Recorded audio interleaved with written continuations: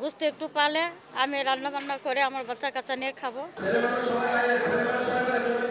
লাঠিতে ভর করে এসেছেন একজন, মোড়ায় ভর করে আরেকজন। দুজনেরই বয়স 60-এর উপর। কাছে ভর করে এসেছেন আরও এক ব্যক্তি। সবার গন্তব্য স্থানীয় কমিউনিটি সেন্টার।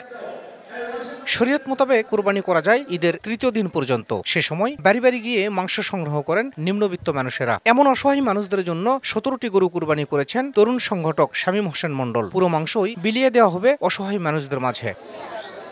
গোস্ত নেওয়ার জন্য আসছি, গোস্ত একটু পালে আমি রান্না বান্না করে আমার বাচ্চা কাচ্চা নিয়ে খাবো। কুরবানি দিতে পারিনি আমি, আমার কোনো একটা বয়স্ক বিধবা কোনো কাট নাই, আমি ওই চাই খাই বাবা, চাই খাই, বাড়ি ঘর কিচ্ছু নাই। এখানে আছি কুরবানির গোস্ত নেওয়ার জন্য, শামীমের এই মারফতের জন্য এখানে থেকে নিয়ে যায়, সকলে রান্না বাড়া করে সকলে খাবো। এই আয়োজনকে পরিপূর্ণতা দিতে আগের দিন রাত থেকেই কাজ শুরু করেন স্বেচ্ছাসেবকরা। আমরা কষায় 32 জন রাত 1টা থেকে কাজ করেছি। প্রসেস করা শেষ হলেই নেতা গরিব দুঃখীর মাঝে এই গোশগুলা বিতরণ করে দিবেন।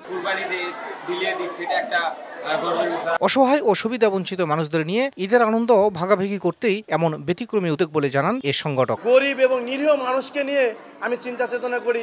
আসলে আমি যদি তাদেরকে যদি কিছু সহযোগিতা করতে পারি আমার ব্যক্তিগত পক্ষ থেকে, প্রত্যেকটা উৎসবে যেমন কুরবানি ঈদ, এই কুরবানি ঈদে যদি আমি তাদেরকে সহযোগিতা করতে পারি মাংস দিয়ে, তাহলে সেই পরিবারগুলো অন্তত একবেলা পরিবার নিয়ে ভালো মন্দ একটু খেতে পারবে। পৌরসভার 9টি ওয়ার্ডে 18 থেকে 2000 পরিবার আমাদের বাজেট করা আছে। প্রায় ইতিমধ্যে আমরা 1966টি স্লিপ আমরা বিতরণ করেছি। জানা গেছে 32 জন কসাই মিলে 17টি গরু জবাই করে প্রস্তুত করেছেন প্রায় 2000 কেজি মাংস। অনুষ্ঠানে প্রধান অতিথি ছিলেন কেন্দ্রীয় বিএনপির নির্বাহী কমিটির সদস্য ফয়সাল আলীম।